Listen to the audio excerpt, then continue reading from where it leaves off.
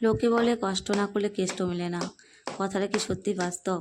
আমার স্বামী থাকতে থেকে কিন্তু আমি কষ্ট করে যাচ্ছি, আর এখন তো স্বামী নেই, এখন তো আরও বেশি কষ্ট করতে হচ্ছে ছেলে মেয়ে দুটোকে নিয়ে। সুপ্রভাত বন্ধুরা, কেমন আছো সবাই? আমি যত পরিশ্রমই করি না কেন, যত কষ্টই করি না কেন, সকালবেলা ঘুমে থেকে উঠে এই সুন্দর ফুল দেখলে না মনটা ভরে যায়, আর সব দুঃখ কষ্ট মনে হয় দূর হয়ে যায়, খুবই ভালো লাগে। তো সকালবেলা মা মেয়ে লেগে পড়েছি যুদ্ধ করতে, উনান ঠিক করতে। আর জানি না কখন শেষ হবে আমার এই যুদ্ধ, সারাদিনেও লাগতে পারে, কোনো টাইম টেবিল নেই। তো মেয়ে আর আমি সকালবেলা ফুল তুলতে গিয়েছি, আজকে অনেক ফুলই ফুটে আছে। অন্য দিন কিন্তু খুব একটা থাকে না, সবাই তুলে তুলে নিয়ে চলে যায়। ভোরবেলা করে এখানে সবাই ফুল তুলতে আসে, ফুল তুলে নিয়ে যায়।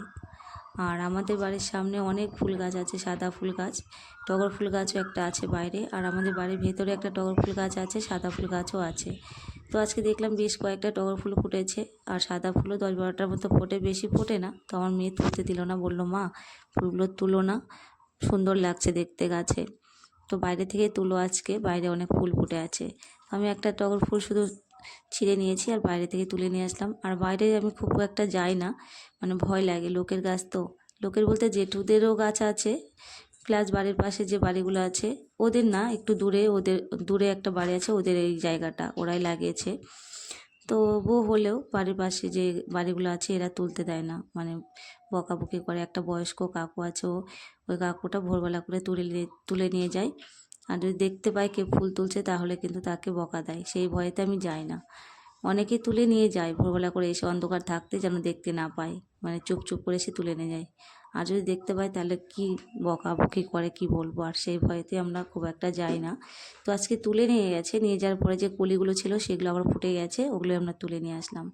তারপরে দেখো আমি বাড়িতে এসে এখন বিছনাটা ঠিক করে নিচ্ছি, কারণ বিছনাটা ঠিক না করে রেখে গেলে মেয়ে তো স্কুলে যাবে আর ওইভাবে সারাদিন পড়ে থাকবে, আর আমি কাজ থেকে এসে আমার মাথা গরম হয়ে যাবে। কারণ বাড়ি থেকে এসে যদি বাড়িঘর উলটপালট দেখি আর নোংরা দেখি, আমার না মাথা ঠিক থাকে না, মাথাটা গরম হয়ে যায়, আর মেয়েকে বকাবকি করি। তো আমার একটু টিপটপ থাকতে বেশি ভালো লাগে, পরিষ্কার পরিচ্ছন্ন। আমার যত শরীরের প্রেশার পড়ুক না কেন, কষ্ট হোক যতই, তবুও আমি একটু গোছগাছ করে রাখার চেষ্টা করি। আর মনে করি যে এটা ফেলে রেখে গেলে, আর আমি যখন আসবো বাড়িতে বেলা শেষে, তখন কিন্তু আমার মাথাটা একদম গরম হয়ে যাবে, মেয়েকে আমি বকাবকি করবো। সেই জন্য আমি সকালেই চেষ্টা করি বিছনাটা তুলে রাখার।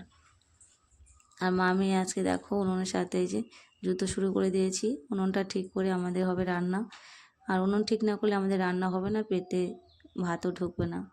তো ঘুমে থেকে উঠে কিন্তু উনুনটার পিছিয়ে লেগেছি আমরা, মেয়েও আমার সাথে হাত লাগিয়েছি আর আমিও করছি। ইট দিয়ে উনুনটা আমরা করছি, কারণ জেঠুদের উঠানে কিন্তু মাটি নেই, ইট পাতা, তো সেই জন্য মাটিতে উনুনটা করা যায় না। আমি বুদ্ধি একটু বের করলাম বসে বসে যে কী দিয়ে আজকে রান্না করা যায়, সেই জন্য উনুনটা ইট দিয়ে করছি, করে রান্নাটা করব।